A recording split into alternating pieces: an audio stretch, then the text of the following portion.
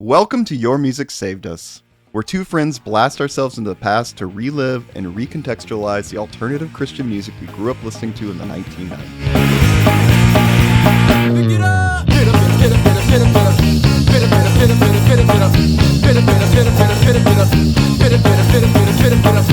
My name is Jay, and I'll be your host for this episode. And with me is a man who will never lose because he is a youth, I guess. But Clifton. We know what's right. Right. So Clifton, how are you? Doing well, I think. Yeah. Surviving at the very least. Okay. Good. Good. Are you fighting the system? The system keeps me busy, so I think that's their goal, though. Like, is that? No, I guess not. Then. Okay. Well, Yeah. you know. Is just being bad at things fighting the system sometimes? Yeah. In a way. Let's jump to it. What are we listening to? We are listening to Squad 5-O's freshman album, I guess. Their initial release on Bulletproof Music, What I Believe. Nice. Was this hard to find? No, it's actually everywhere. It's on all the streaming platforms and just right out there to listen to. But I think it's, let me actually look here. I'm going to bring it up on Spotify real fast because I don't think what we're seeing is the initial release from Bulletproof. I think we're seeing the Tooth and Nail re-release from later on. At least the cover art is definitely not Yep. the very original. Yeah. It does say, Bulletproof Music 1997 on this, actually. But we'll get to it later, but there's a hint on here that this has something to do with a later release. Okay. We'll come back to that. Well, was this played in your youth group? Oh, God, no. No.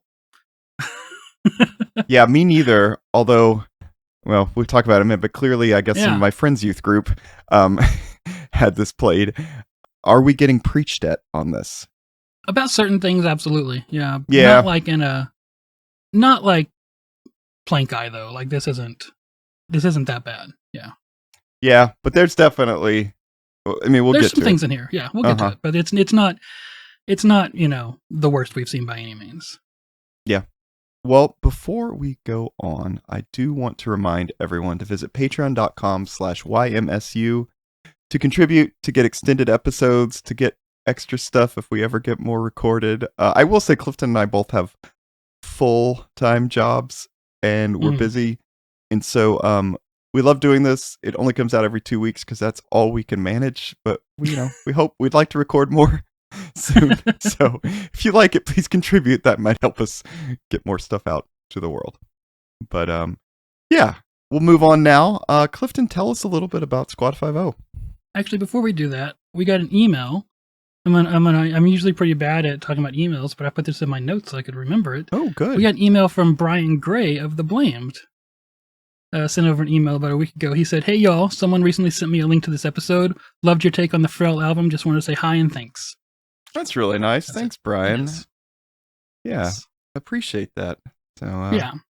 And then we were a little bit hard on the album, especially lyrically, but yeah. And I'm not a big fan of The Blamed, although I'm a big fan of Left Out, and we'll be doing an episode on that coming up here pretty soon. yeah, and I still really like that Frail album. So Yeah. Okay, now tell us about Squad 5-0. Clifton. Now I will. All right. So the core of this band is basically the brothers John and Jeff Forston, who grew up in Savannah, Georgia. Fortson, I think. Okay. Cool. Sorry. That's okay. I typed dyslexically. So John and Jeff had cover bands throughout high school and even a short-lived originals band. In 1995 or so, they started a band called BMX, which was kind of a punk band before Squad 5-0.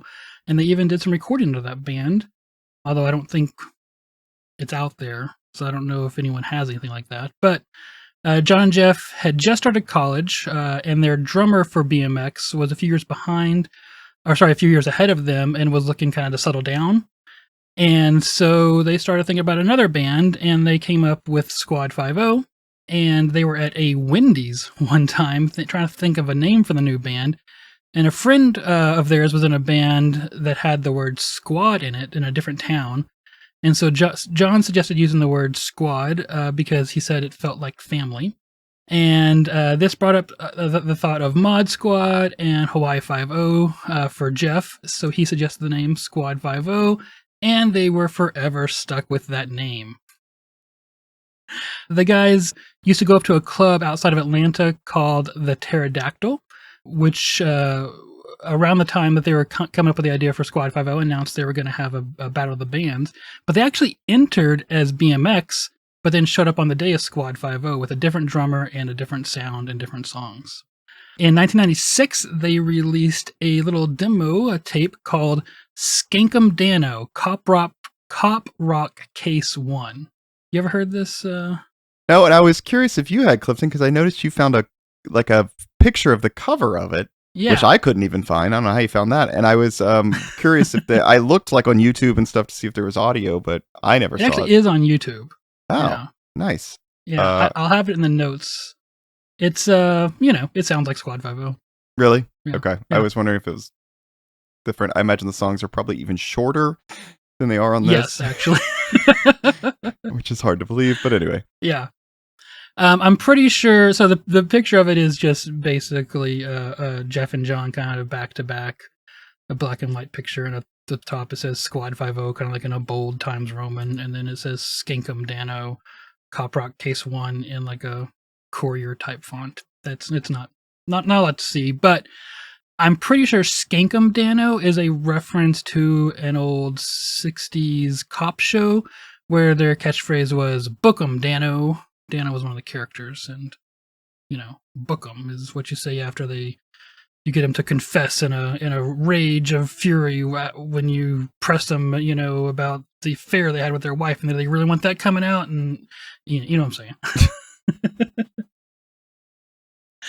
Anyways, this guy named Marty Bush, who ran the Pterodactyl, booked Squad 5-0 as the opening act for a lot of Tooth and Nail and other similar bands that came through.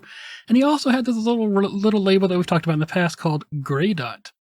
And wanting to start signing punk and alternative bands, he started an imprint called Bulletproof, and Squad 5-0 was the first band signed to it. So then in early 1997, they released What I Believe. I'm surprised, a song from their demo that they sent to Tooth and Nail didn't get put on, I'm Your Biggest Fan or something. Yeah, right. Yeah, and yeah, they did send that Skankum Dano to Tooth and Nail, but they got a rejection letter from Tooth and Nail for that. Yeah. Maybe they sent it after that came out or something, or maybe it just did not sound that good. Who knows? They're short little songs, Fair. and it's not a good recording. So, spring of '97, it comes out. When did you get introduced to Squad 5-0? Strangely, I can't remember.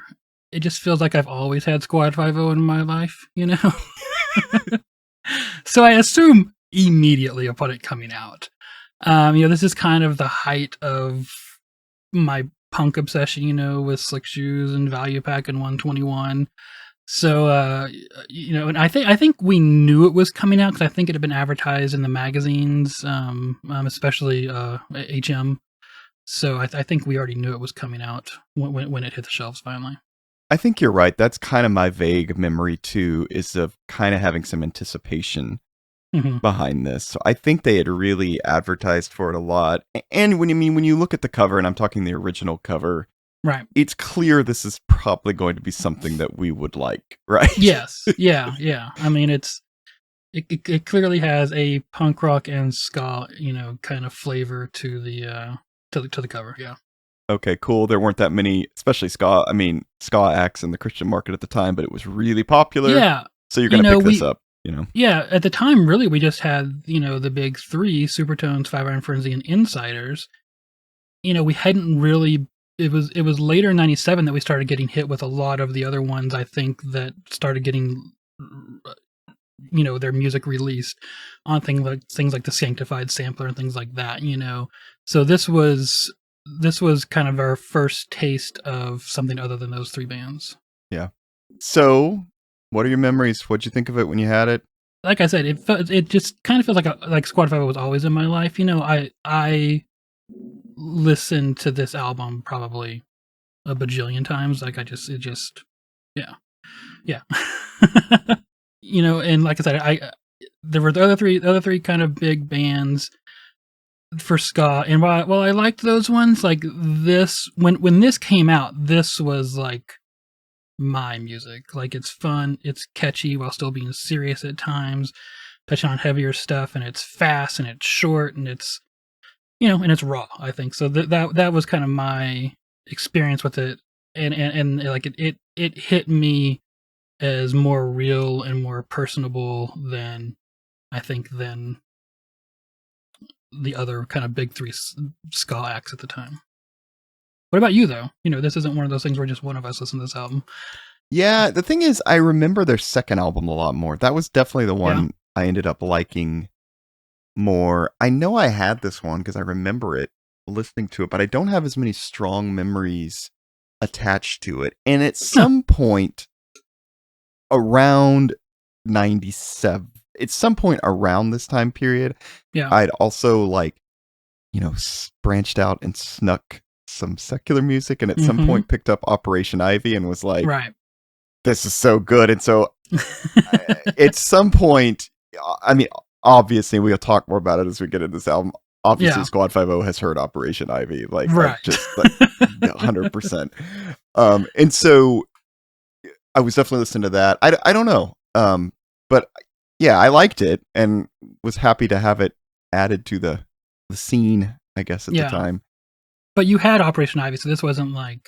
I don't know if I had it before this. I don't know. It's getting fuzzy in my brain, but let's say around this time. The reason I remember is I saw MXPX at Cornerstone in 96, and I think that was the first year they played the main stage. It was my first year to go to Cornerstone, but my memory is seeing them on the main stage, which kind of after the first year, I didn't go to the main stage that much. But I remember he had an Operation Ivy sticker on his bass. And I guess our parents' fears of this alternative Christian music being a gateway to secular music was clearly realized in this case, because I remember being like, and then saw the album one day at I don't know, Sam Goody or whatever, and picked it up and was forever changed. But anyway, to get back to Squad 5, yes, heard it, liked it, it's good. Do you have any specific memories with this? Yeah, I mean, so I remember one time I was in math class, and there was this kid from my youth group that I was sitting next to, and somehow we got talking about ska, as you do, and and we were talking about Supertones and Five Iron Frenzy, I think, and I asked him if he liked Squad 5, and his answer was, "Do they have horns?" And I was like, "No, they do not," and he's like, "Not interested." I don't know why, but that's always stuck with me. But probably more importantly, Squad 5 is the first time I ever purposefully traveled anywhere to go see a show. Wait, hang on. Any show? Because you're not you never went to Petra, you never went anything back in the day? Not purposely, not me going, not just getting dragged along with youth group or parents. Right. Okay. This was me and my friends, our own agency led to. Oh, got it. led to going to the show, right? So we traveled from Wichita Falls to somewhere, I don't know, in the Dallas-Fort Worth Metroplex, right? Mm-hmm. I remember the show was in this really trashy, but really big metal building. And it had no insulation or anything on the walls. It was just a concrete floor, a scrap lumber stage, probably about 18 inches off the ground, a real shithole. And Jeff had this long bleached hair. Long, I say long, it's probably to his chin or something like that, Not, to his jawline, sorry. And, he had that SG with all the Yoo-Hoo stickers on it, the yellow one. Yeah. I'm pretty sure I also remember that the guitar only had 4 strings on it, the bottom 4 strings. To make it easier, I guess, to play power chords and then to play ska without having to switch from power chords, not the high B or E string. And more importantly, they were just the coolest thing I'd ever seen. I wanted to be them so badly. I grew out sideburns after this, because they had sideburns, and I wanted to grow my hair long, but my parents wouldn't let me. I did do that eventually once I got to college, but it was just the coolest thing I'd ever seen in my entire life. Do you remember like when this was? Was this for this album, or was it after Fight the System? Or it's probably around the time of Fight the System. Yeah. Okay. Yeah, I will echo, and similarly. Well, I'll just say they are really a band you need to see live. Yeah. So I'm sure like Tooth and Nail getting a demo from them really does not do them justice. And even listening to this, I was kind of like, you really need to like see them live. And you get hints of it even in the liner note photos. But like if you just don't have the context of seeing them live, they even look a little goofy because it's like, what? But they just put on a very good live show. And that is really, I think, where they got a lot of fans, is people saw them live and were like, oh, okay, I get it now. Yeah. Similar for me, we, my friends and I had a little radio show that we did at this church, and we ended up booking Squad 5-0. Well, I'll just go and say it. I think we're going to put the video out. We have a video of it. I think Clifton's going to release it very soon after this podcast drops. But it's Squad 5-0 is the headliner. And the openers are this band called Lug Soul, and then Craig's Brother and the Halo Friendlies. And it was amazing, and we loved it. The drummer at the time, who's not on this album, but he was on the next one, Jason Anderson, actually stayed at my house that night, and we all stayed up playing video games and swimming and all this stuff. And I had an amazing time. So very it was cool. Really fun, and we thought we were like the coolest guys on earth at the time. And so, yeah, lots of fond memories about Squad 5-0. I'll say that. Nice. I mean, it's probably the same tour that I saw them on, but I don't remember. I definitely don't remember Craig's Brother being there, right? Like, yeah, that would have been. I think that would have caught my attention. I don't know if they were just. I don't know, but it had to have been the same tour, unless they just came around Texas a lot, which I kind of doubt. You know, it might though. For Christian bands, I think Texas was a pretty good. Like you could play quite a few different cities. You know, yeah, so. But it's still a long drive in between them, but unlike further east. So yeah, true. I do have one other memory of that's kind of Squad 5-0 related. It's kind of weird that my freshman year of college, I was a member of the Squad 5-0 fan club, and I spent a lot of time on the Squad 5-0 message boards, and they had like message boards on their website that was run by the fan club, and I remember I became kind of friends with the president of the fan club, the guy who ran the fan club. I forget his name now. I think it started with a B, like Brett or something like that. And I remember they lived in Omaha, Nebraska, but that's all I can remember. But we talked a lot back then, and it was always kind of fun. Yeah. So, former president of Squad 5-0 fan club from Nebraska, if you're out there, let us know, please. Yes, we'd love to hear from you. Yeah. Well, Clifton, so I'm going to guess, well, I'm just going to say I had definitely not listened to this again, like really since this time period in my life. So what expectations did you have before you listened to it again? What were your thoughts? Yeah, so I've listened to it again, although it's been several years since I've listened to it, but this is a fun enough part of my past that I have gone back to it over the years. But I think I expected it to be, pretty poorly produced. But I remember all the songs, so there was no surprises, as far as listening to the songs. I knew them all front to back, and I mean, there was just I knew the album already, so there was nothing kind of unexpected about listening to this album again. Yeah, I mean, for me, honestly, I was a little like, oh, the production is not. Yeah, it could be better. We'll put it that way. It's not as bad as I remember it, though. Honestly. Okay, I'm like, it's not good. Look, it's not good, but it works for what it's doing. Yeah, it's fine.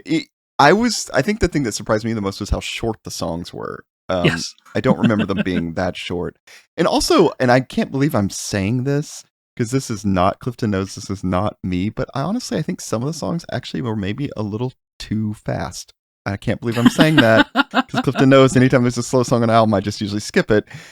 But in this case, there are a few that I think they could have just turned the tempo down just a tiny bit. I think it would have helped. I'm really interested to hear what you think those were when we get to them, because there were no songs are too fast on this for me. When they are very clearly playing as fast as they can, I think it's pretty fun. So, All right. So shall we jump into it? Let's do it. Okay. Well, the album starts with the song title for song number 1, and this is probably maybe Squad 5's most kind of quintessential song, arguably, I'll say at least. Song number 1 is called "The Youth," and then inside parentheses, we are. So we are the youth. It should be parentheses we are, close parentheses, the youth, not the youth we are. Yes, but, yes, true. Whatever. Right. Okay. So I think that before we jump into the individual songs of this album, we need to talk about it conceptually a little bit first. Because, somewhat like the Dingees, which we've already covered, Squad 5 are a punk ska band, but the difference here is that unlike the Dingees, we're going to hear those genres mixed together in the same song. More like a Less Than Jake, right? But unlike Less Than Jake, there's no horns. This is just 3 guys, guitars, bass, drums. That's it. And even on this album, there's maybe only a couple times that I heard some like guitar overdubs. It's just 3 instruments for most of this album. So, during the ska parts, the guitar's fairly clean, not like pristine clean, but like Marshall clean. And the bass is like bouncy and fun. And during the punk parts, the guitar is dirty.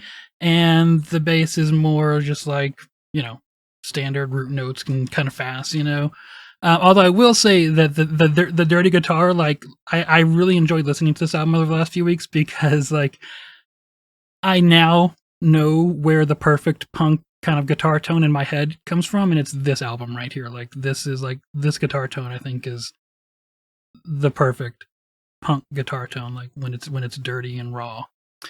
But all the songs are fast and short. The longest song is literally 2.5 minutes long, which is the last song. All the rest of them are like a minute and a half, 45 seconds. Like, there's only 2 or 3 songs that are over 2 minutes out of the 21 songs on this album.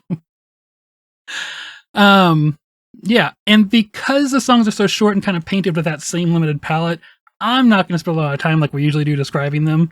I just want to kind of touch on some great moments in them personally. Yeah, that's fair. I mean, there's not a lot of differentiation for the most part. Right. In these, and most of them don't really even have a bridge. Yeah, I was kind of listening going like, do I count that as a bridge? I don't know. Not really. It's just like extending the chorus.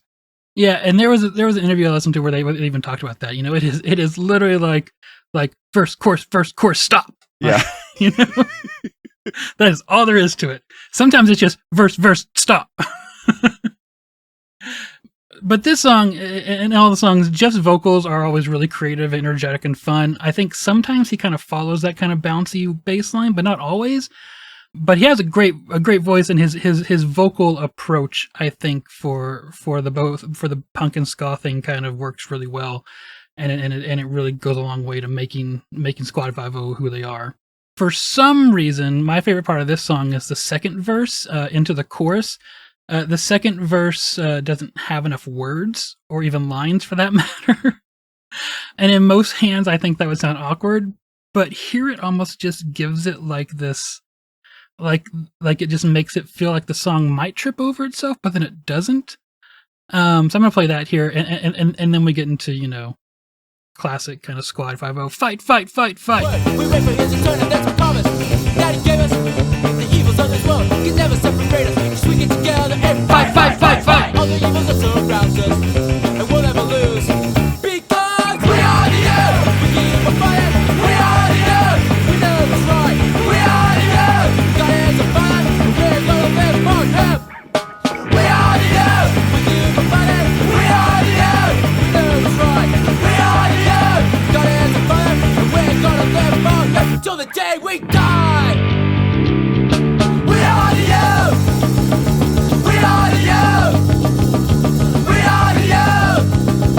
And we're gonna keep on fighting till the day we die. And that's kind of the closest thing you get to a bridge a lot of times, right? Which is kind of like they just stretch out a note and kind of scream a line over it and like in the song, right? just hearing that clip is enough to know the song. I guess one thing, and I just noticed it as you played it, is he kind of putting on like a faux British accent for a few I think of the so, like. yeah. Okay, I was like, man, I didn't notice that in every song. Maybe it's only just in certain parts of certain songs. But it works, you know. Yeah, I mean, yeah, it's just making me laugh listening back to it now. And it's not even so much a faux British accent. It's more like when Brits are putting on an American accent, right? Yeah, and I mean, again, it's kind of from the genre. I get it. It's just, it's funny. It is. I will say, just before we jump to the lyrics, that this is such a, like, I think, quintessential Squad song that I looked up some old footage I found from them playing one of the Tom Fest. It was maybe the original one, because I think it was 98. Yeah. They definitely played the song. And they'd already had their second album then. And then I watched footage from Furnace Fest last year, 2022. And while they played most of their more kind of like, I don't guess you call it glam rock, but whatever they evolved into stuff, they did play this song. Yeah. So, yeah. I'd say this is one of the main Squad songs. But yeah, let's talk about the lyrics. Yeah, so I think, that the first three songs here can kind of be like a phase of the album where it kind of lays out this thesis statement of unity. Coming into this is like the main thing I remembered about this album is that there's real theme of unity throughout the album. Whether that be songs like this that are specifically about unity, whether it be songs later on that are about like apologizing over like hurting people because we got to stick together kind of thing, But unity is a theme that runs all the way through this, which is also a theme of Operation Ivy. I think I'm not a big listener to Operation Ivy as Jay, so he can come in on that if he wants to.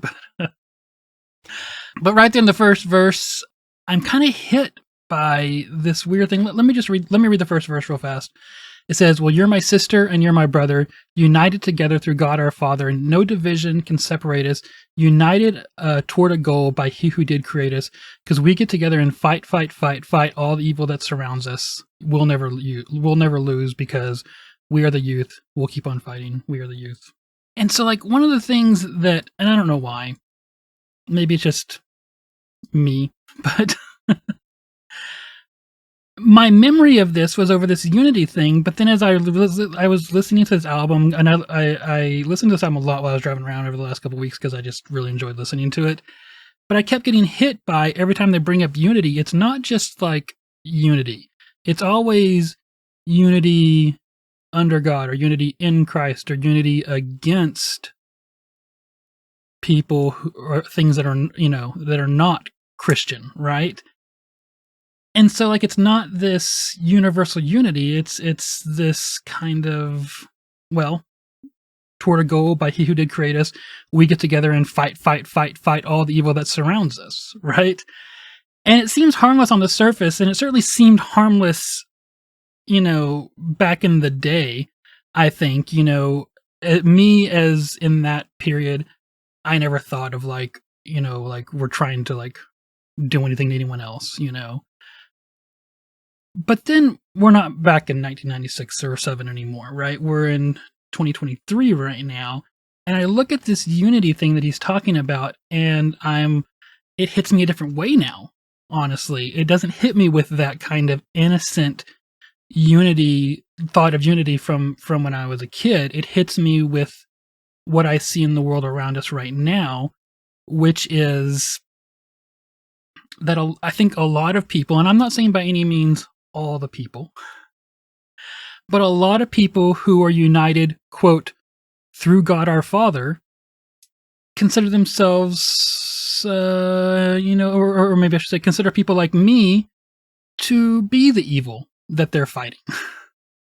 And like I said, to me back in the day, I took the Bible seriously. I believe that we as Christians were fighting to live as apart and distinct from the world, not seeking worldly power, but to be kind of a light to the world, to show kind of the blessings of God and like what your life can be if you did follow God, and kind of the richness of that and the great adventure of that, to quote Stephen Curtis Chapman.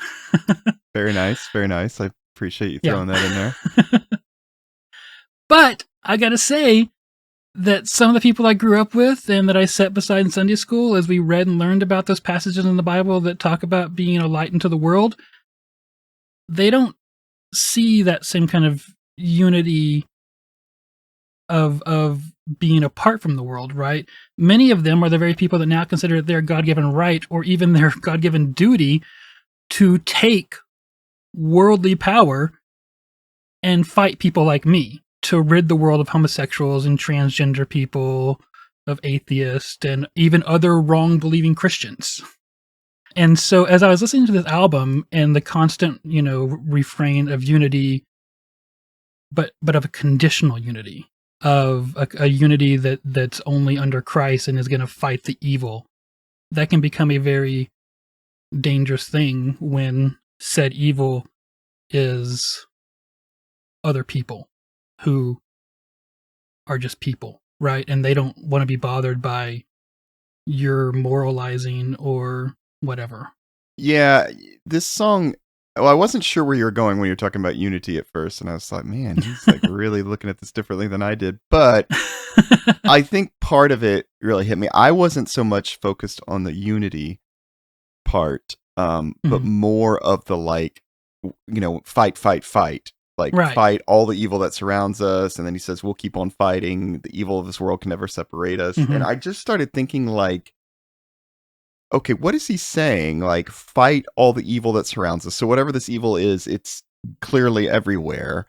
Yeah. And I don't know, it's just like, I'm air quotes, the worldly ways. Like later in a song on here in Kids Today, much later on the album, he says, doing drugs, drinking beer, passing out, not me. So I don't know if that's exactly what he's saying, but like, I think the thing that hit me is he's not saying like, abstain from these things, don't do them. He's saying fight them, which is like pretty different, and yeah, I think I'm tracking with you because it makes this like us against them attitude. And yeah, you're right. It's now 2023 and we know where that has led. Right. Yeah. So it's, I don't know. As much as I love Squad 5-0, I'm like, this is kind of even an anti-Jesus attitude when you really boil it down. This is not love your neighbor. This is just fight, fight, fight evil, which you don't really see. I know people could argue this with me, but you don't really see Jesus. That's not his message. Yeah. Liz and I were watching. Have you seen Kunk on Earth on Netflix yet? Yeah, it's part of it. Yeah. Okay. Yeah. So, have you gotten to the part about Christianity yet? No. Okay. I think it's episode 3 or 4, and she makes a really good point where she's like, and when these people set out into the world and try to convince them to be, to be kind to others and to be peaceful, and the other people didn't like that, they had to force it on them, and they kill a lot of people in the process, Well, I think, like, one thing I did strike me when I was listening to this was how, like, just normalized this language was at the time. It's not just in this Squad album, it's, like, everywhere. I agree. Like, Squad is really reflecting, like, the evangelical culture at the time. And they're not even as radical as the evangelical culture at the time, I don't think. Yeah, and granted, like, I know some of this is coming through, like, the punk rock filter, so there's some of that language. And there's some fight stuff in punk too. Rock. Right, exactly. Like, and again, the unity thing, like, trust me, I know that Operation Ivy, their song Unity, I mean, it's even called Unity. I've heard Squad Vovo cover it before back in these days, so I know that was an influence as well. But still, I don't know. This language, again, like you said, at the time, it didn't strike you as anything, but it's dangerous, Right. I will say that back in the day, I took the fight thing to be that we want unity, even if that unity is just us in Christ. We're fighting for our right to live our lives as Christians, to be set apart. What we're fighting is the influences that are trying to make us more worldly, right? We're not, as in today's, I think, evangelical mindset, and even back then a little bit, but more explicitly today's evangelical mindset, we're not fighting the gays, Yeah. The okay. gays, I mean, definitely my church was fighting the gays because my pastor is the first guy who ever like stole a book from a public library because it had a gay thing in it, you know? Like, but when in my mind to this, listening to it back then, what we were fighting was for our right, you know, we were fighting off the attacks of those who wanted to separate us from each other in Christ, right? We weren't fighting against other people outside of our groups, right? We were more fighting the arrows that like just come at us because we're in the world, right? Being in the world, if you're trying not to be in the world, like Christ says, being in the world is going to feel like you're under attack because the world is different than you, right? Even if the world isn't attacking you, it can still feel like that because there's still these influences that are coming around, right? And so you're more fighting that off than you are fighting them. Does that make sense? Yeah, I think that's similar to how I took this back in the day. I mean, a little bit like on the Focused album, kind of how we talked about, it's like, yeah, take this bold stand, like, you know, make this really, it's a little bit like that of like,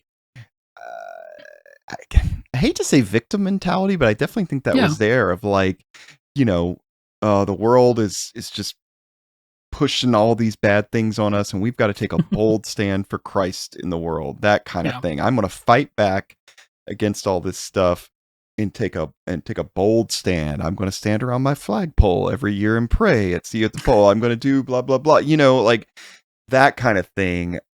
I agree, versus like trans people are the problem, right? Which is what I feel like at least we're seeing publicly today. Right. The problem is though, this is what leads to that, right? Correct. That's why listening to this now, you go, oh, I see the line. I see. Not that I'm not blaming this on Squad. I'm just saying in general, that attitude. Right. Exactly. So like I think that what Squad 5 is doing here, I don't think that they're advocating for the kind of unity that I'm talking about that the church has today where they're fighting against people, right? I think it's just unconsidered, right? And the danger of that is that a large enough portion of the people who hear that unconsidered message and then are also the kind of people who seek power are going to hear it in such a way that when they encounter the world that doesn't want anything to do with them, they're more likely to feel no compassion towards those people, right?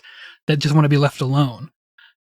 You know, and so they're the people who misinterpret this are also the people who crave power, and so that's going to be the direction things go. Does that make sense? Yeah, and I think you just said something that made me think of like when you're fighting the world, and maybe you're just taking that as making a bold stance. Well, eventually, if you're fighting someone, they're your enemy, right. And eventually, that's not just like the world system, that becomes people, and that's when this starts to really become a problem. Right. Yeah. You know, and you know, I can hear the emails now or you know, the things that people say about this podcast, you know, that, oh, you know, they're just bitter for some, I don't know what all that's about. But like, it's not that hard to imagine. Like, we don't even have to imagine, like, look at Martin Luther. Like, Martin Luther, when he's young in his writings, has like a passion and a compassion to like win over Jewish people for Christ, right? Take that how you will, you know, yeah, maybe that's not the best thing in the world because he's saying, hey, you're wrong, become more like me. But let's just take it for the pure-heartedness that maybe it was at the time, right? But over time, when the Jews were like, no, thank you, he wasn't just like, okay, he grew cynical and he grew hatred and anger and towards the end of his life, he's one of the most anti-Semitic writers that we have in all of Christendom, you know? And so, you know, it's not hard to imagine that when you say these are, like, when you start naming people as evils, that it very soon becomes a eradication, right? And like even on goddamn the news the other day, some like fucking representative in the House called for the eradication of transgenderism. Okay? Well, here's the thing. People are transgender. So if you're going to eradicate transgenderism, when those people say no thank you, I know who I am and I'm going to be the person I am, what's your choice? If you're still going to eradicate transgenderism and you're not just going to walk away, then your choice is to eradicate those people. Oh, Clifton, come on. It's love the sinner, hate the sin. But, You're right. I know. But in the end, those people are those people. When you define who people are as a sin. Yep. Yeah. And again, to be fair to Squad 5-0, I actually get the sense that they, I think over the period of their career, kind of dropped a lot of this stuff. Were much more intense about this stuff early on. Even I remember almost every show, I think they kind of gave an altar call, did all that stuff, to later they're talking about bombs over Broadway and I don't know what else. They kind of lost me then, I'll be honest. I didn't really pay attention to Squad much when they transitioned to that sound, but I didn't get the sense that it was like in your face, this kind of stuff. Again, I think better to think of this as just a reflection of this culture at the time, because Clifton and I didn't bat an eye when we're singing along to it, because it totally fit, with everything we were learning. Exactly. Yeah. That's it. It's, I like it. It's fun. It was funny watching them play it at Furnace Fest and thinking about Jeff singing "We Are the Youth" when they're like, late 40s and stuff. He was still stage diving though. I give him credit. They were still good live. So anyway, it was just funny. Yeah. But speaking about beliefs, let's go to song number 2, What I Believe. All right. So this is the title track, obviously. This song actually starts off with a bit of palm muting. There will be like one other time that palm muting happens on this album, but this is the big one. So enjoy it while it's here. But my favorite part on the song is kind of halfway through the song, or so, a little bit more over halfway through, the line, "You think I'm dumb? I think I'm young." I don't know. I really like the way he delivers the line.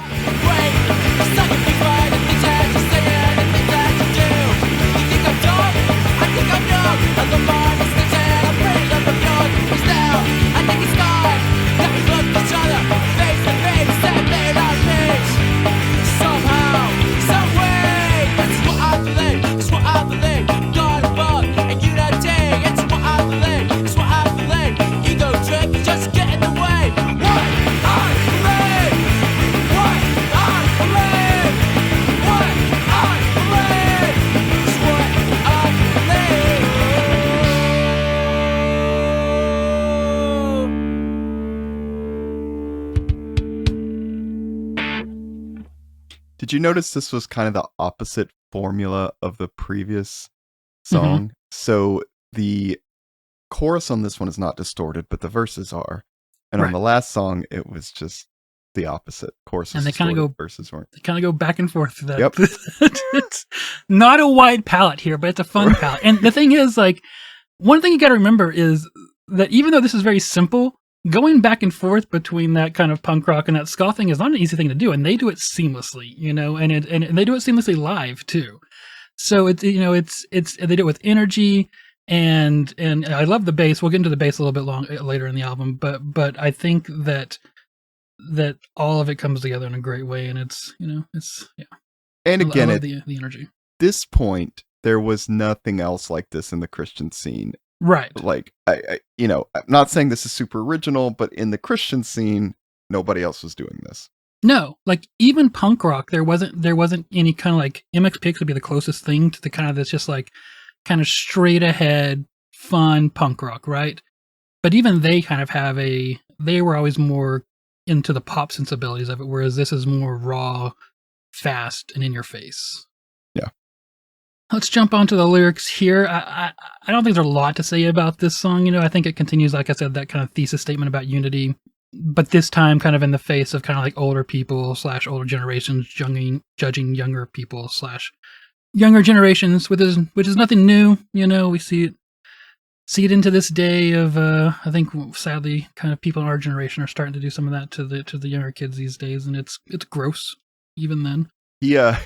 I did find it funny at one point. He says, ego trips just get in the way. Yeah. But prior in the song, he said, I've learned from my mistakes. Yeah. I pray you learn from yours. I'm like, okay.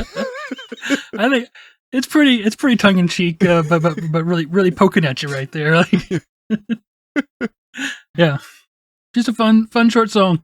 I will say, because we're going to go to song number 3, differences. I will say I did think these first 3 worked really well together. Like, I liked 3 as a change of pace, but I thought it was a really nice 1, 2, 3 songs to start the album with. It is. Yeah, it's great.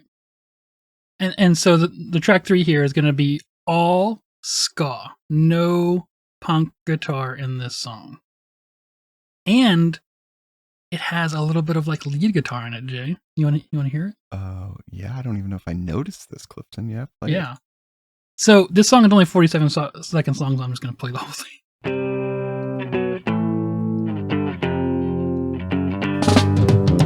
Yeah, we don't really get along.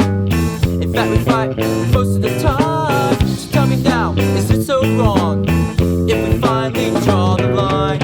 Yeah, we gotta work together, put our differences behind, sitting out and cry for unity.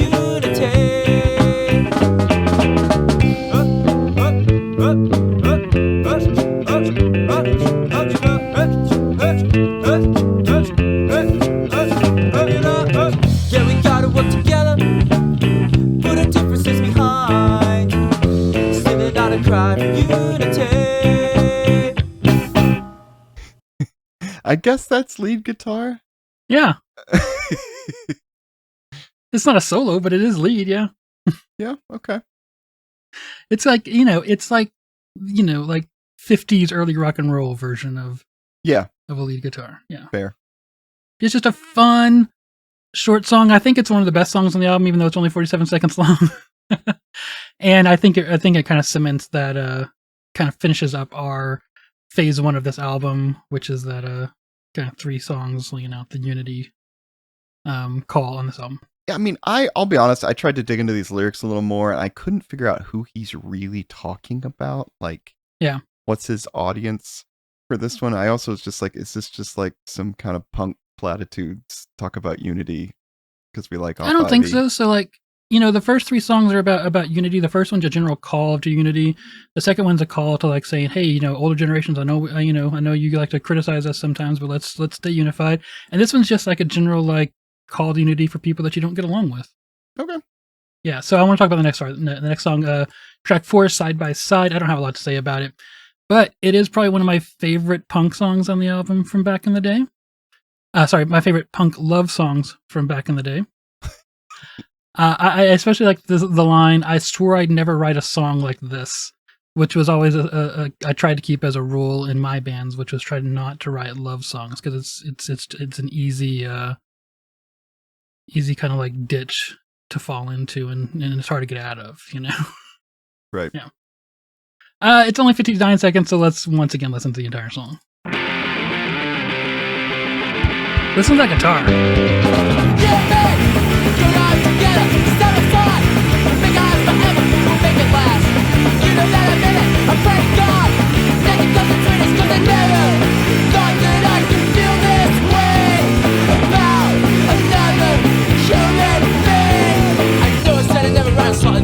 But something deep inside me to button to it, and so I wrote the song for you. Growing up, you were there my promise that you held back. Been at least a million times and now I know you're the only one for me to come and trust. True love and purity, I never thought that I could feel this way about another human being. Never said I never write a song like this, but there's something deep inside me to button to it, and so I wrote the song for you. This does bring back a memory. So I will say that summer that Squad 5-0 played in my town, I remember during the days we're setting the show up and everything, and I think I want to say Jeff was maybe married at this point, or was seriously like engaged, or maybe it just was a serious girlfriend. I don't know. But he was on the phone with her a lot. I remember we never really got to know Jeff and John very well, but hung out with Jason a lot. And part of it was because Jeff was like, and there's not cell phones really. Like he's just like using a calling card or whatever, but just like on the phone a lot to his girlfriend, wife, whoever at the time. I don't know if it was the person that he wrote the song about, but interesting. Yes, he was quite smitten with this person and missed her. Which, to be fair, I don't know how long they've been away from home, but I get it. Yeah. So I think this song starts like kind of another phase of the album, and the next few songs after this are kind of about kind of growing up and looking back and a little nostalgia, you know, because even though this is a love song, it's kind of talking about falling in love with someone that you actually grew up with. I do want to say musically, though, that something that I was listening to there just now is kind of his vocals. He has a lot of this, like, kind of like, I know, let me try this here. I know I never started to write a song like this, but he kind of almost hits D's more, this, like, you know, but he has this kind of like, sound, like, that works really well. Anyways. You know, one other thing I heard in that we haven't talked about is I think John is a pretty good bass player. I mean, I'm not a bassist, but like the guitar work on this album is, I mean, you're right in as far as like switching back and forth from like that punk ska to that ska style, done well, but nobody's going to be like, oh my God, it's like really technical, whatever the guitar, but with like the bass lines, like he's doing a pretty good job. Like to me, that kind of stood out more than any of the other instruments was the bass on this album. Yeah. I mean, he could have gotten away with doing a lot less work on the bass. Right. But Squad 5-0 wouldn't have been as good a band if they'd done that. Agreed. And it really does help a lot of the songs because there's not much else going on. I mean, they're only a 3-piece, so it really helps to have that bass moving around on a lot of those verses and stuff. And we kind of talked about this a little bit when we talked about 121, but I really love kind of this raw punk rock where the bass is almost a lead instrument, you know? Mm-hmm. There's one line in this I do want to look at, which is the very last line. So let me read all the lyrics here. You and me growing up together, side by side, it'll last forever. We'll make it last. You know that I mean it. I pray to God that nothing comes between us. I never thought that I could feel this way about another human being. I know I said I'd write. I know I said that I'd never write a song like this, but something deep inside of me has brought me to it. Even so, I wrote this song for you. Growing up, we've always been side by side. To hell and back, we've been there at least 1,000,000 times. Now I know you're the one for me. In God we trust. True love and purity. That's it. You want to talk about purity? I just think it's interesting that it comes up here for it's just this is, you know, we were talking the other day on I guess it was on the interview that we did over at Excommunication Station, just about how purity culture kind of just is, you know, sometimes it's a main topic and sometimes it's just in there as an assumed understanding. Yeah, I mean, again, I guess I'm a broken record on this, but I think like this album really actually reflects Christian culture at the time really pretty well. There's a lot of that stuff in here that, again, listening to it back in the day, just kind of, yeah, cool, move on to the next song. And now it's like, oh, there's actually a lot here that I was not picking up on back in the day. And again, I don't think they were purposely trying to sneak stuff in. It's just that's what the culture was. Yeah, it's just we didn't notice it because we were just surrounded by it. Yep. Yeah. All right, well, let's skip on. You know, the next song is In Time. It's kind of just a fun, purely punk song. That one has no ska, but I think it's a little on the not very interesting side. So let's skip on here all the way to track 9. Take It Back. So I think this is an interesting example of how Squad 5-0 takes what could be a very simple song and makes it fun. Feels like it's constantly moving and changing. And it honestly wouldn't surprise me either way if this was either people's favorite song on the album or if a lot of people kind of lose it in the middle and they're kind of surprised by it as they come to it as kind of this hidden gem that holds the album together. There's a lyric on here that says, I know that I'm wrong now. I love Jeff's delivery on it, and then we're gonna get this really kind of like funky bass breakdown, which once again, really great bass playing by John here, and then the drums come in, it's like tap tap tap. Anyways, Just when we started, we're fast on text. I know that I was wrong now. I wish I'd never said those things I said to you. I wish that I could take them back. And now I wish that I could take them back. All the things I said to you I never meant to say to you. Now I wish that I could take them back. All the things I said to you I never meant to say to you. Now I wish that I could take them back. All the things I said to you I never meant to say to you. Now I wish that I could take them back. All the things I said to you I never meant to say to you. Just that it's so hard for me to say I'm sorry. I never meant to hurt you anyway. anyways, I love that. Into the ska, and then we kind of double time the guitars and the ska there. It's just fun. Yeah. No, I don't disagree. I did feel like this album kind of drags in the middle a little bit. This song, probably an exception to that. Yeah. But I think it drags in the first third after those first 4 songs. Yeah. I actually think this middle here has some stronger stuff in it. Well, we're gonna get to one that I love in just a second, but yeah. Anyways, I don't think it's a complicated song lyrically. It's about an apology for messing up without kind of thinking about it, and how easy it is to hurt someone when you're kind of just not thinking, you're focused on doing something, and how, it can be easy to just say something offhanded that hurts somebody, and about apologizing for that, which kind of once again goes back to their kind of theme of unity here of keeping relationships on good terms. Now let's talk about the best song on the album, Nice to Meet You. Really? Okay. And I'm joking. And in fact, I get the feeling that they're a little bit embarrassed by this song these days, but I do find it to be a kind of a charming and fun song. And I think that this is kind of a song with really exceptional bass. This is one of the songs I think it's just listen to the bass on this song. I'm going to start here about 2/3 of the way through and listen through to the end. But we get a little bit of lead guitar. We get some great bass, and probably my favorite part, which is Squad 5. Oh. And then at the end, he goes, yeah.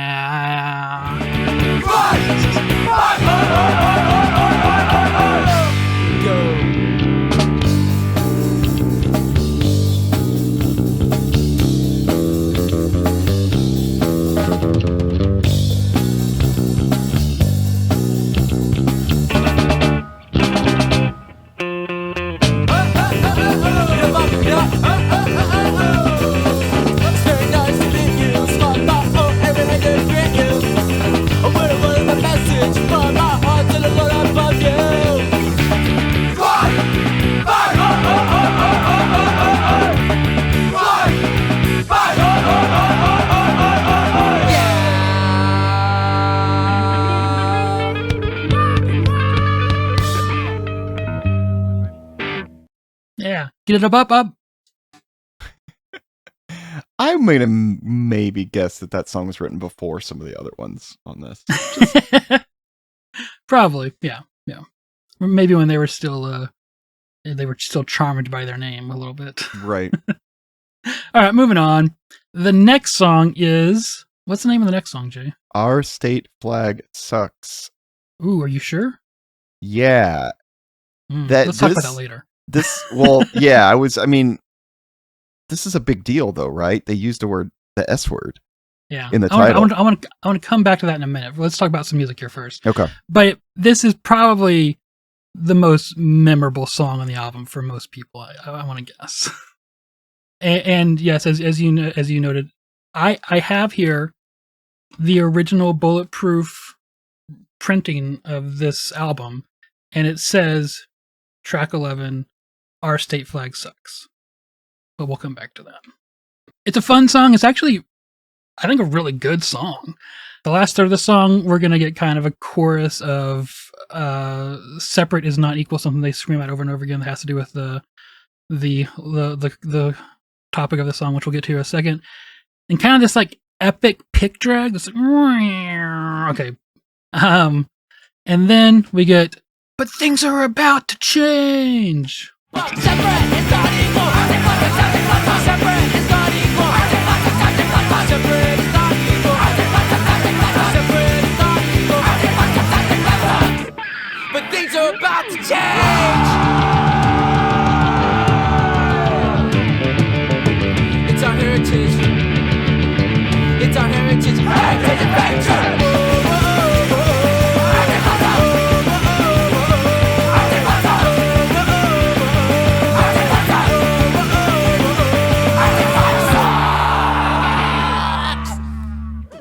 They make some noise at the end of their songs.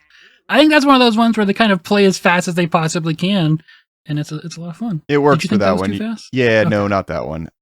And I want to say, like, for all the criticism I've had of other songs, I'm going to flip it on this one and heap tons of praise on this song. Because Yeah, I it's a think great song. I think it's great. And actually going back to it now, I think I even like appreciate it more than Mhm. I did then. I'll be honest with you, I'm questioning who wrote the lyrics, because lyrically this is so, I don't mean subject wise, I just mean stylistically, so different than every other song. Like, I don't know if someone else helped them write this or what, but it's just so, just stylistically, it's longer lyrically, it's just set up differently. Like, it's very different than almost every song on this album.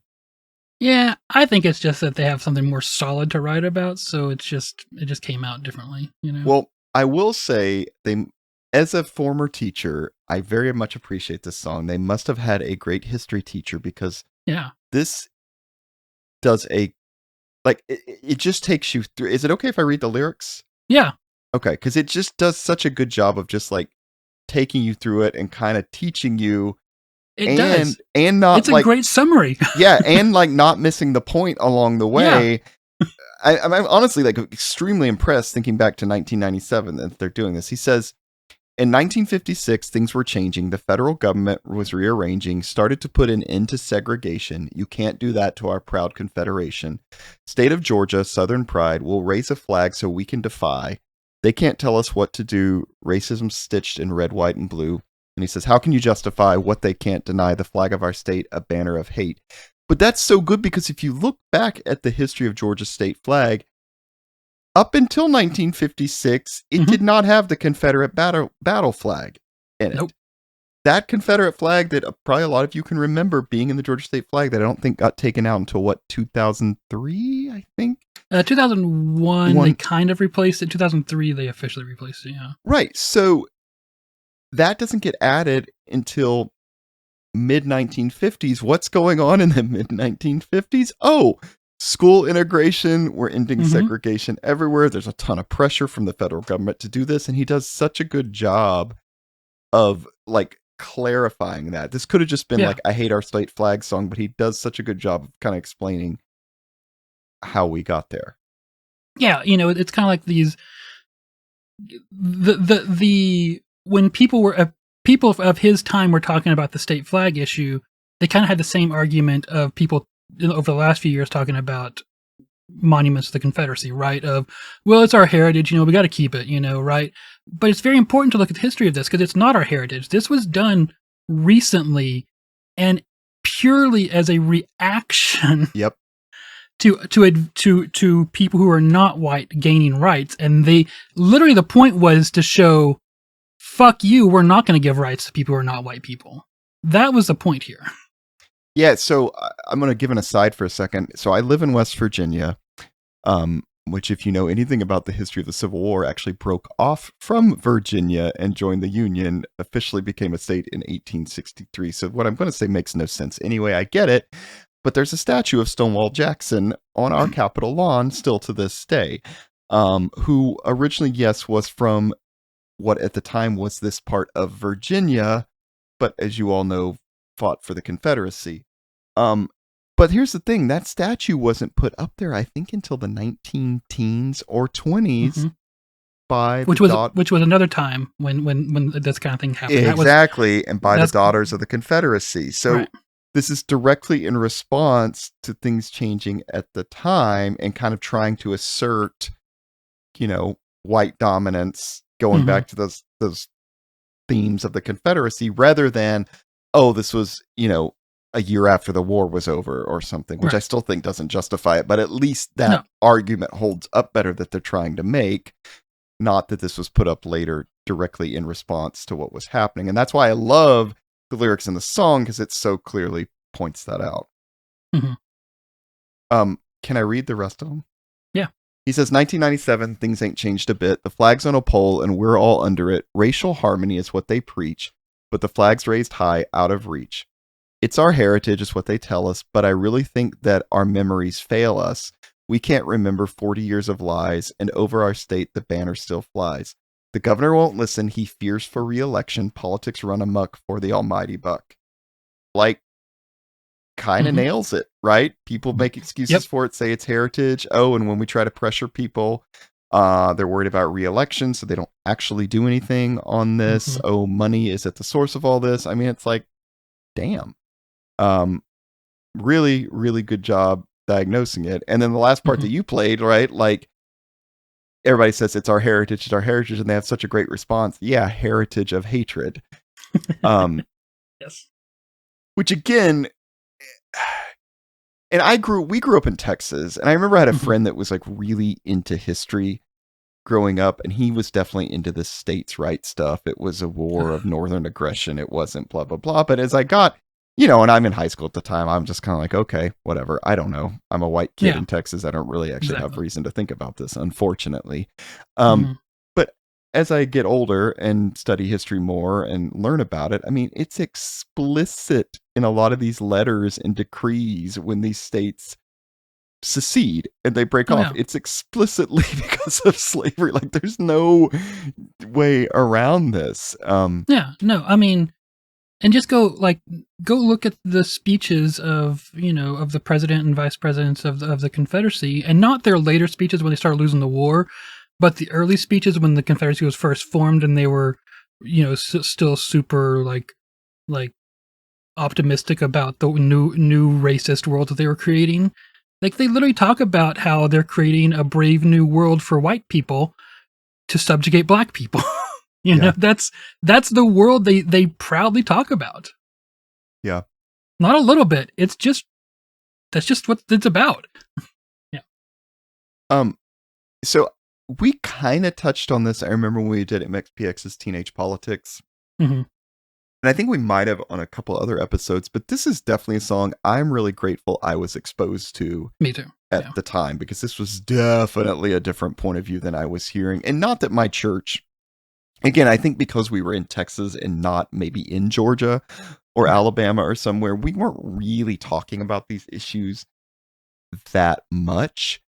So this wasn't like, I guess, totally challenging to my status quo, but I really just appreciated being exposed to this in this critical way of looking at things and not just accepting that argument of like, it's our heritage, and honestly not just accepting status quo in the political arena, and being willing to question it and stuff, which is, I think, very punk. But this was, I'm just really glad I got this at this time. I don't know if it made a huge impact on me then, but it definitely opened my eyes to some things, and grateful to have heard it.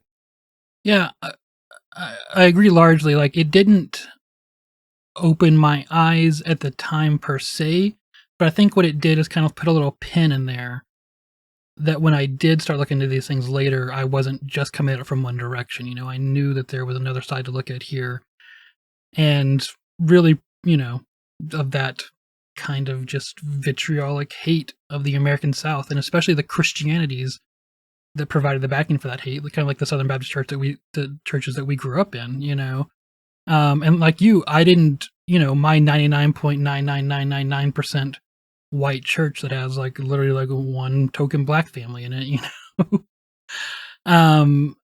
we didn't talk about this kind of stuff because there was no reason to look like, literally there was just no reason for us to talk about it because we were white people and we were fine, so it just wasn't a thing until later, like you said, that it started looking into it, and it, having happened in my past, having been red flagged for me was nice to have there, even though I didn't think about it a lot at the time. Yeah.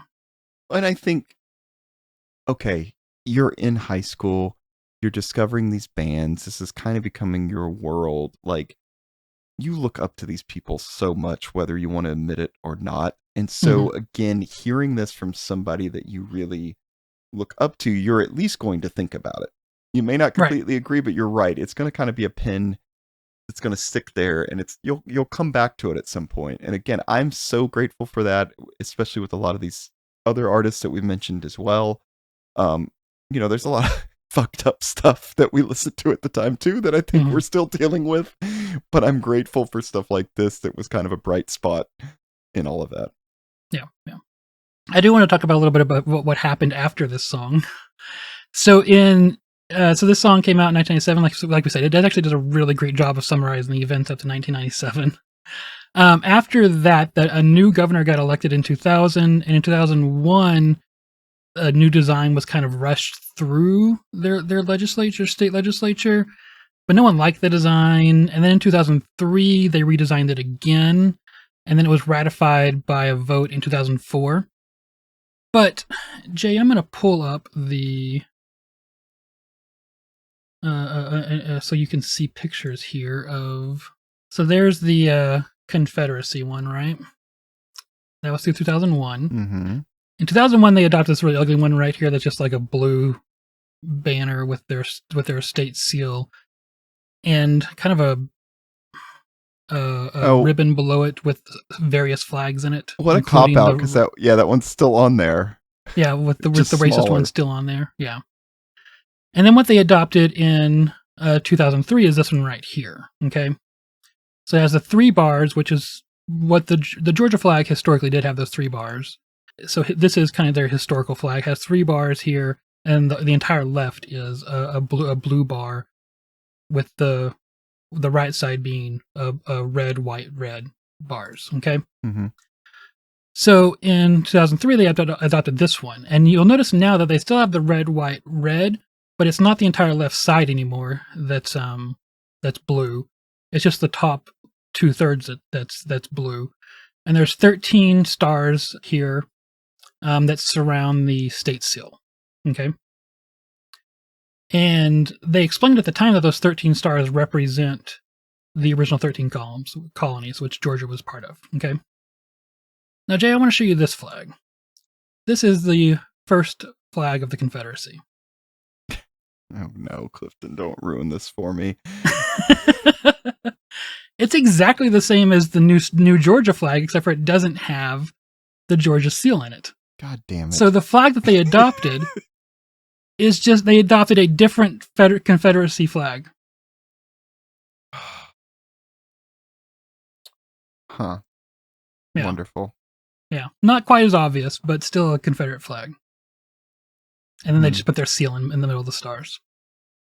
And there's a bunch of people out there who are like, but they said those stars stand for this. Well, okay, but why did they change the left side to only be 2/3 and not the entire left side? To make it look like, it could have looked like the original Georgia flag and not like the Confederate flag. Yeah. But they chose to make it look like the Confederate flag. I guess the only small positive is that, if you don't, it's not as like, if you don't know and you see it, yeah, you're not going to think anything. And hopefully most people don't know, but maybe that's their point. It's like sneaky about it. I don't know. I don't know. But that's where we are now. But right after basically the 1956 flag was gotten rid of, Trenton, Georgia, this is a shitty little nothingburg kind of in the northwest corner of the state next to Tennessee and Alabama. They voted by a vast majority in their shitty little shit town to make the shitty racist flag the official town flag of their racist shit smeared asses, But anyways, so they still have the Confederate flag that flies over their town because they're shitty shits. And here's the thing, Jay.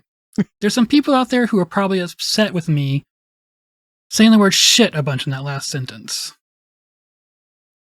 but are less upset that Trenton, Georgia flies a racist flag over their city hall. So let's go back to the name of the song, Jay. So the original title, as I pointed out, on the Bulletproof release is Our State Flag Sucks. But if you look at the later re-release of this album by Tooth and Nail, after the Squad 5 moved the Tooth and Nail, and if you look on Spotify and any other streaming platform, the name of the song is Our State Flag. Our State Flag. Yep. Interesting. Because, well, Jay, as you mentioned, saying the word sucks is a big fucking deal. You know, it wasn't a big deal that Georgia had a flag that was specifically designed to remind people of color that they're lucky every day that white people let them live. That wasn't the controversy. What was controversial is the use of the word suck. Including in my house and in my friends' houses. Mm-hmm. Yeah. It was a big deal back in the day. Yeah. Because a lot of people are more concerned with the tone people take or the words they use when discussing topics that are meant to dehumanize other people than they are about the fact that people are being dehumanized. Mm. So if you're one of those people out there who's upset about the word suck or shit or fuck, but are more concerned about that than you are with the dehumanization of other people, fuck you. I knew where that was going. Yeah. Yeah, it's interesting that it was, and I'm wondering if that's when they re-released it, because the cover art changes, on this album, and I'm wondering if that's part of it. They re-released it, because I think even when it was re-released on Bulletproof, it had that different covered art. If it was to get rid of that word on the back as Maybe well. so. I don't know. Yeah. I am not surprised if the Christian bookstores were really upset about that. Yeah. Fair. But not about the Georgia flag. Well, as much as I love this song, should we move on? Let's do it. What's the next song I wanted to talk about? Did you want to talk about number 12, Hand Over Fist? Yeah, this is a fun one. It's basically about violence. Kind of like all Squad 5 songs, there's just fun parts. So I want to play a part that I like. I'm sick of all the time, I'm sick of all the time. There's gotta be a better way. Yeah, I'm sick of all the time, I'm sick of all the time. There's gotta be a better way. Gotta stop, gotta stop, gotta stop, gotta stop violence. Gotta stop, gotta stop, gotta stop, gotta stop violence.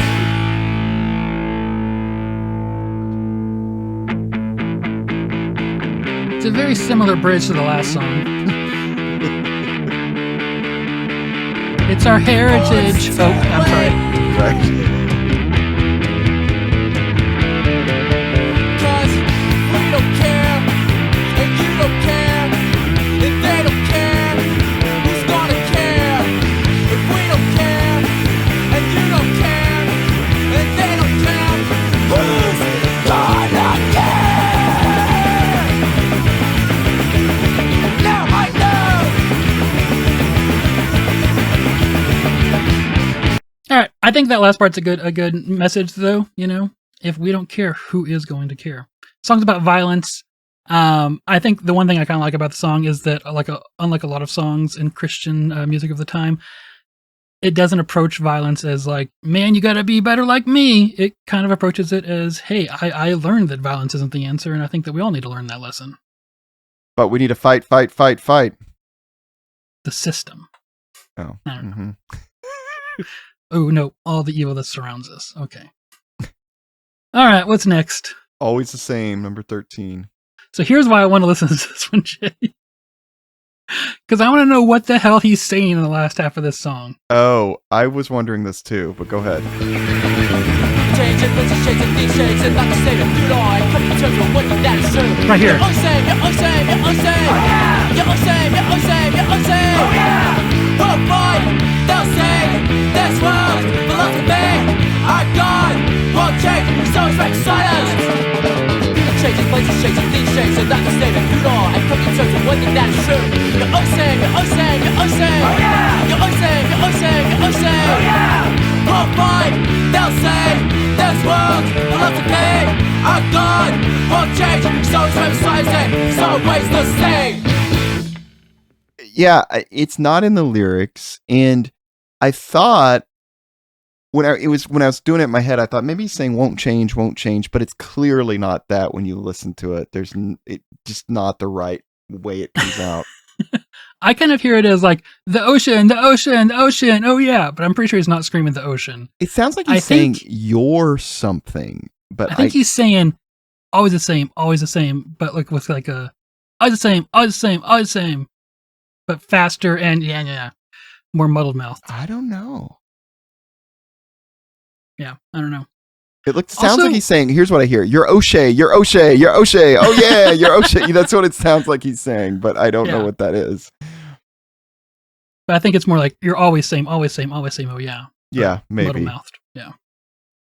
And also, what is it with like, why do Christians like the idea of a God that's always the same? Because they're really always caught up with that. Like, you hear a lot of like anti-science stuff being like, oh, your science is always changing, but my God is always the same. But like science changes as it finds out new facts. People should change when they learn Yeah, I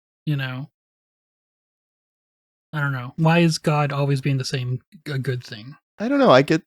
Part of me just remembering growing up in this, they would have said something like, life is so tumultuous that you need something stable to go back to that never changes. Do you? Well, and there's a problem that if your conception of God is like a real asshole, like you don't, I would like that version to change. Yeah, exactly.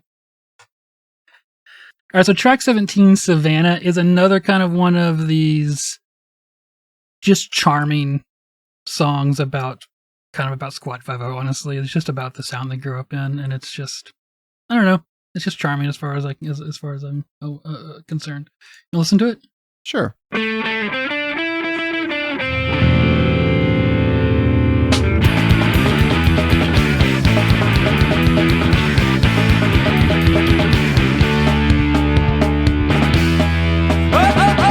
up in the morning and I go downtown and work 9 to 5. Yes, it's hard now. Get off work and I go midtown and got all night. Yes, it's hard now. Hard now. Hard now. Hard now. This town is our town. Our town's right now. Water's kinda dirty and the river's brown. Yeah, the SL's bad. This is our town. Yeah, the same old thing. You know it's not that bad. This is our town. Our town. Our town. Our town. This town is our town. Our town's right now. Oh. Get up, up, get up, up, get up, up, up. Get up, up, get up, up, get up, up. I like that part.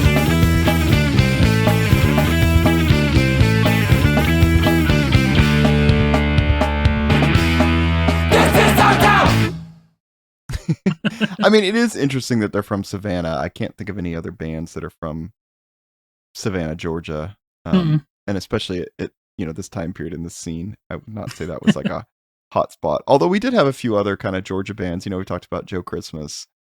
Yeah, some other you got stuff. Atlanta and all the stuff around the colleges there, So. Yeah. But Savannah's not one that you think of. Right. Nope.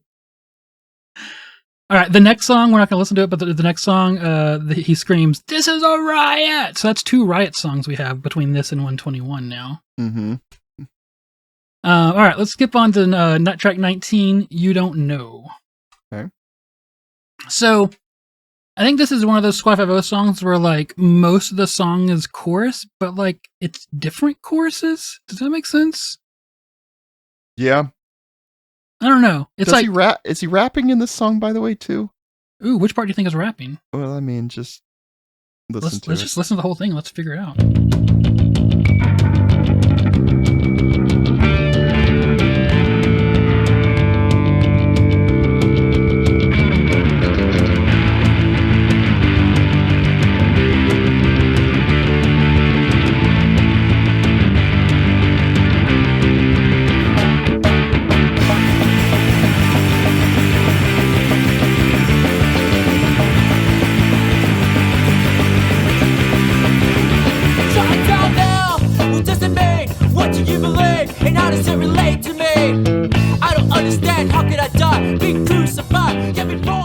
Right there.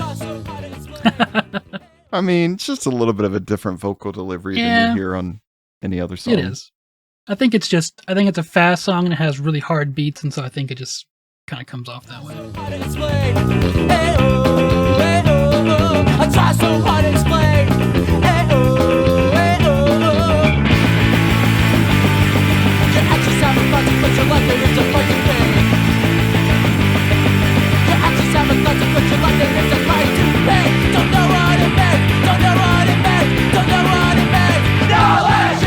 Don't know what it meant, don't know what it meant. I like the, my favorite part is I try so hard to explain. Ayo, ayo, oh, oh. I like that part. All right, I'm going to read the lyrics here.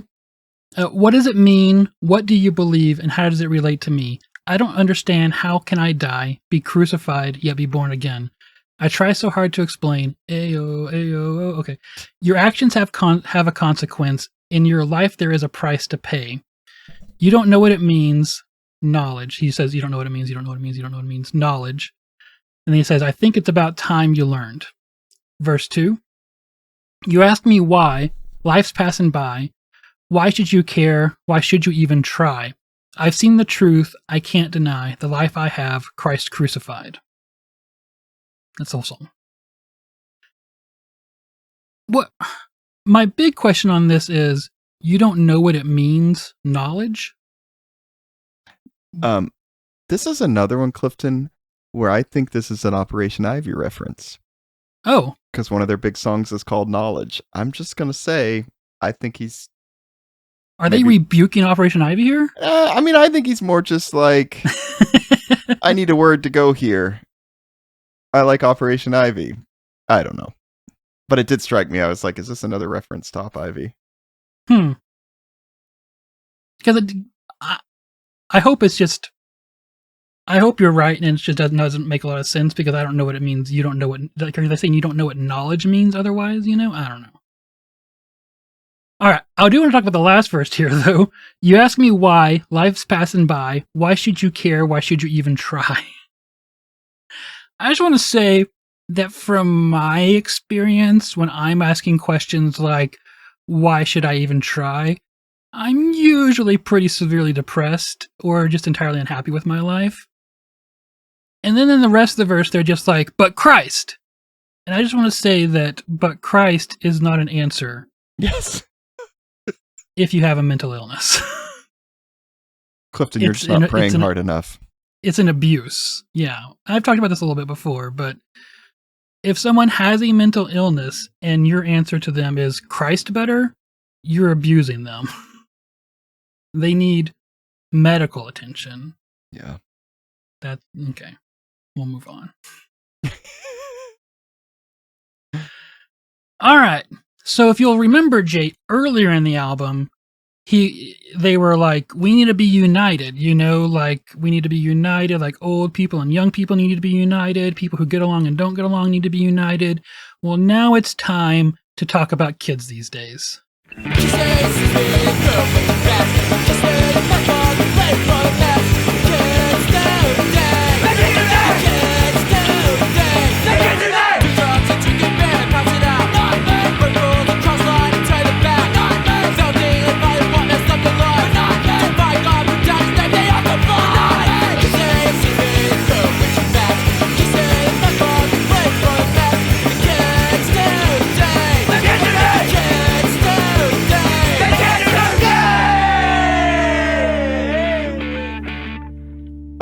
I actually think that one's pretty catchy, and I really like I love when they go, not me. Yeah, I mean, not me. Lyrically, I think it's terrible, but it's terrible. Yeah, but I do like the sound of it.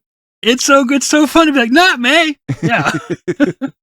If the lyrics were better, I would still scream it, but I don't like what they're saying here, which is basically doing drugs, drinking beer, passing out. Not me. Breaking the rules, cross the lines, turn their backs. Not me. Do their own thing, live how they want, mess up their lives. Not me. Defy God, put down his name. They are so blind. Not me. The first verse is, the kids today, it seems to me, they grow up way too fast. The kids today, they pass the buck and blame you for their mess. Yeah, I don't know. If kids are growing up too fast, is that their fault? Or is that like have something to say about the world that they've been put into? Also, he's maybe like 20 when he's writing this. Maybe. Yeah. You know? Yeah. Also, like, the production on this song is shittier than the rest of them. Like, I wonder if it was recorded previously or if they just didn't care about it that much and they just recorded it as fast as they could. I don't know. It is fun, the whole not me thing, but I think the rest of it's super boomer. Yeah. Yeah. Just thinking about Squad 5. Okay, boomer. All right. All right. The last song, United We Stand. Probably some more people's favorite song. What do you think? Yep. Again, right. I'm feeling the Operation Ivy influence. But yeah, definitely. This is a good one.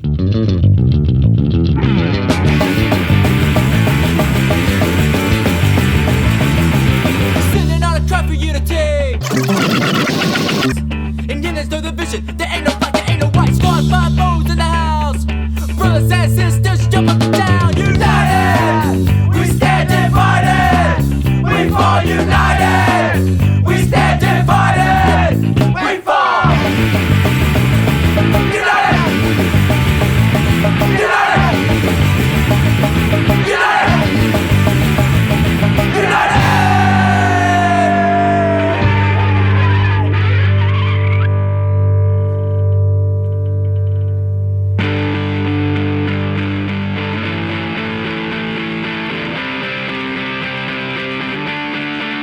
Pick it up.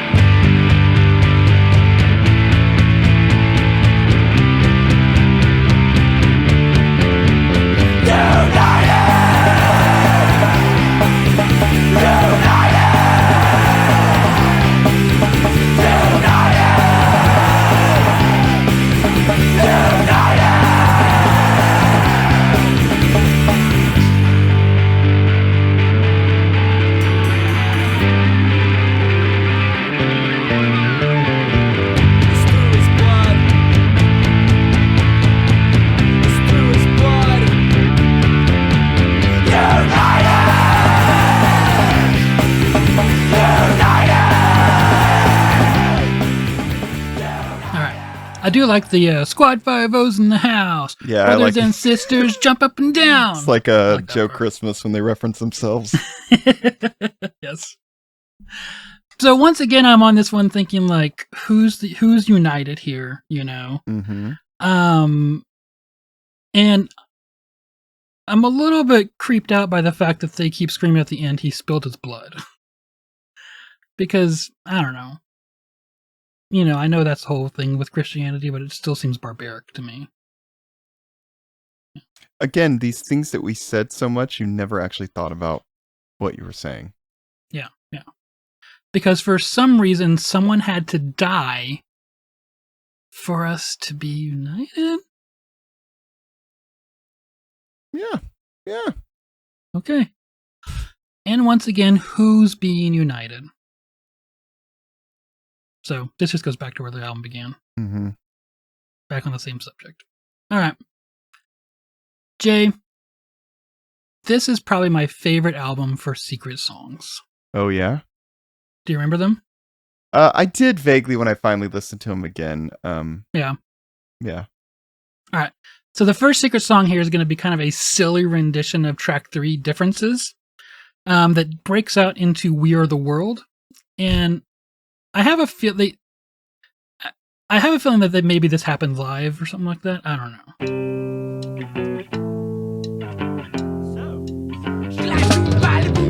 Yeah, we never really get along.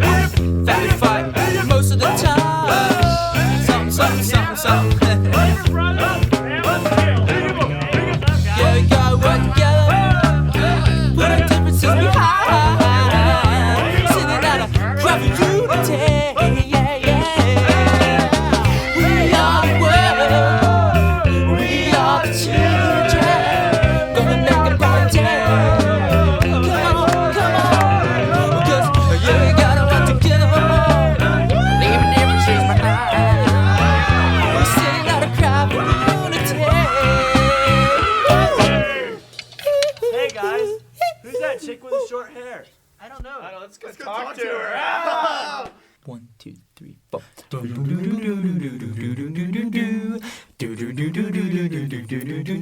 Mr. Sandman, yes, bring me a dream. Make her the cutest that I've ever seen. And then it goes into this a cappella rendition of Sandman, which is fun, but we're not going to listen to the whole thing. Did you catch the reference at the beginning of that one? At the beginning? Who's that girl with the short hair? Yeah, in between the two songs, yes. MXPX there, yeah. Right. Yeah. Yep. Yeah. I don't know what I think about that as a reference. I mean, at the time, It's it was fun. like, you thought it was cool because you knew what they were referencing. Oh, yeah. Yeah. Like, it's a secret song, so like it's only for us, real people over here, and yeah, it's a reference to a pop culture that we finally understand. Yeah. Finally, I'm a part of pop culture that I get a reference. Mm-hmm. Which is kind of cool, right? Yes. All right, that's the album, Jay. Fun, I think.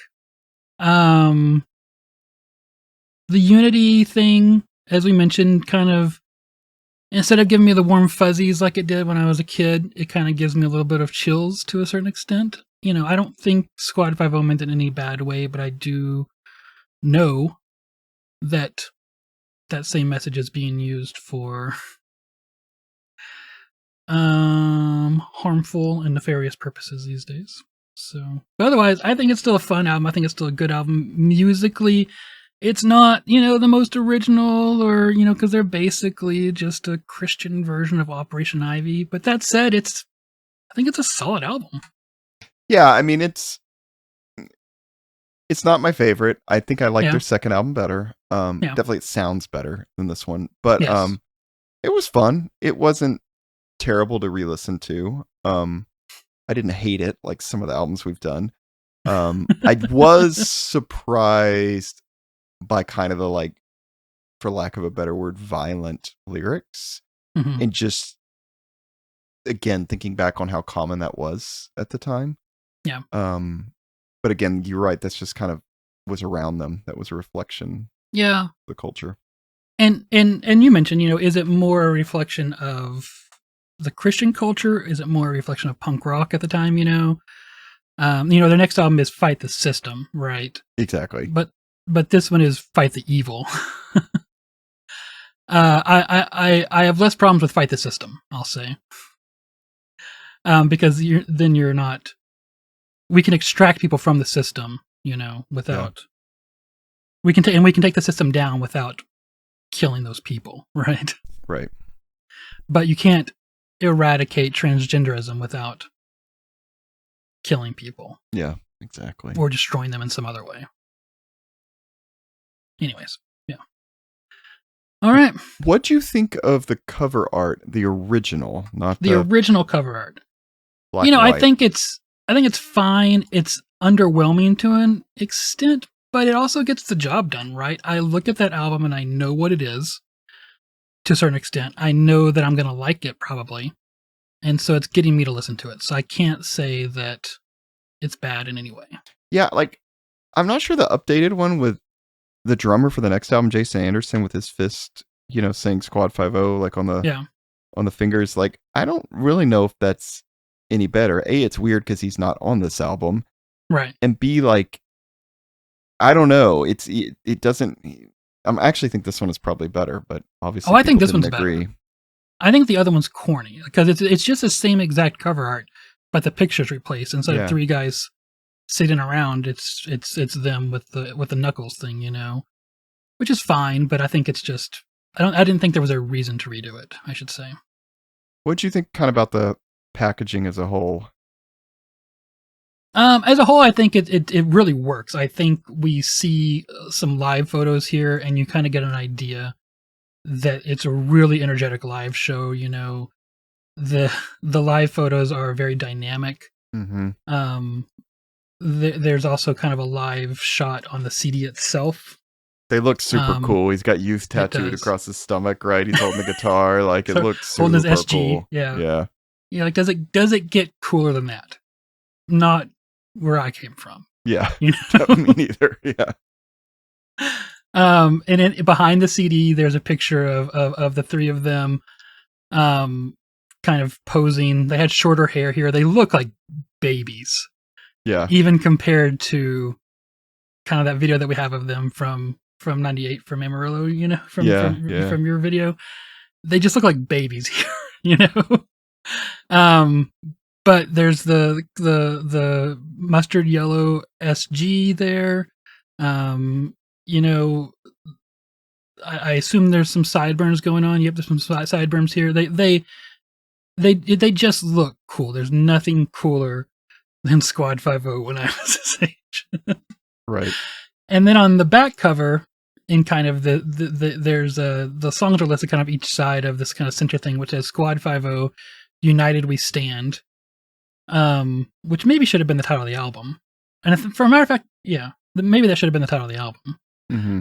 But it kind of has this kind of the classic kind of like two people shaking hands kind of drawing on it, where one side is kind of like looks like it's wearing a suit, but the other side has kind of a punk rock bracelet, spiky thing on. Yeah, that was super cool. I remember they used to have patches and stickers of that. Like, I'll criticize this a little bit. I like that looks good, and I don't know who did that art, but this is kind of back in that time period where like you could tell these labels didn't have a huge budget for like just design work on these albums. So like the cover looks good and the back looks good, although I don't just love the font of the other songs, but I'm just being picky. But inside I'm like a little bit like, okay, maybe they kind of like, I mean, there's no terrible. real design here. Yeah, there's very little design work. It's mostly just thrown together, but it still looks punk rock, you know? I mean, yeah. There's all the lyrics in here, by the way. Mm-hmm. And actually like how they say them. So like if they say something over and over again, it's in here over and over. One thing I did notice in the thank yous that I thought was fun, they have like a personal thank you section, and then they have like, we want to thank the following bands, and yes, very cool. They thank their old band BMX. Yes.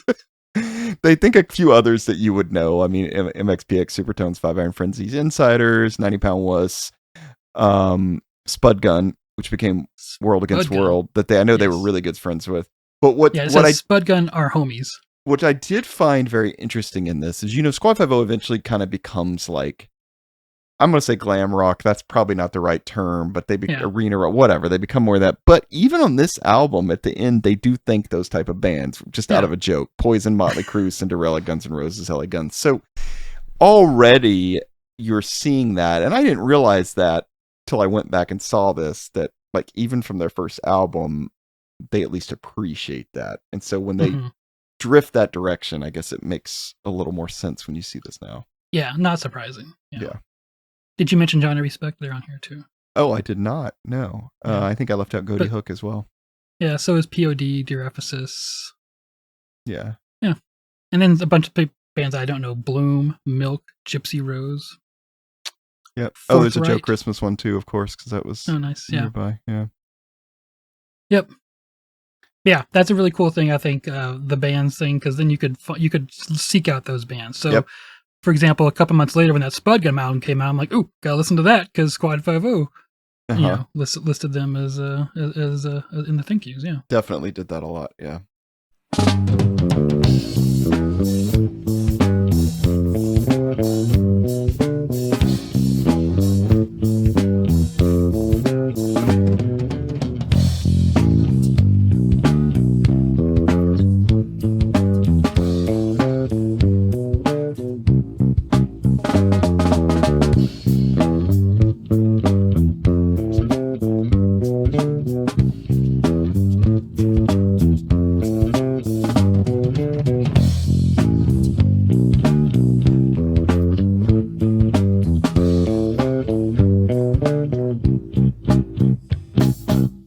Hey, so Clifton, what are we listening to next time?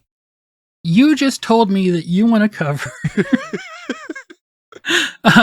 Roadside Monuments beside this brief hexagonal, which I think is a great idea. This is a great album that I don't think it's talked about as much because their other albums are even better. And also there's a big change in the sound, obviously. But I think this is going to be an interesting thing. And I didn't listen to this album as much, but I remember that when I did listen to it, I really liked it. So, yeah, I think it's going to be kind of fun to go back to. Because this band did change so much, and I definitely want to cover some of their later stuff. But I think it'd be fun to start with their debut, and I don't know, see how much they changed. I was re-listening to it the other day, and I was surprised by some stuff, so it'd be fun to share. And cool, yeah. All right. I'm excited about this one.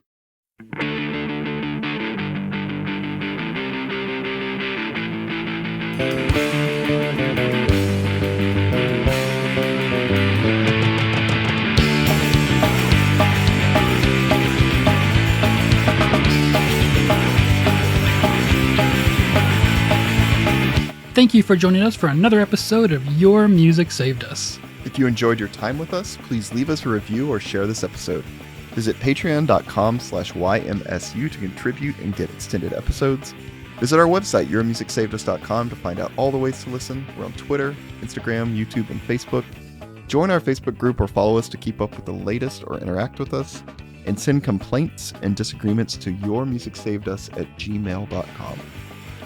The music in this episode is the work of Schoolwide 5-0 and is used with apologies, not permission. Yes, and you know what? I just remembered we forgot to do like Where Are They Now? That's fine because they got jobs and they just recently put out a new EP.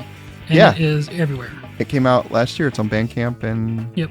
everywhere else. So, Go buy it. Check Listen it to out. it also, but go buy it more importantly. cool. Yeah. Awesome. Bye, everybody. Bye.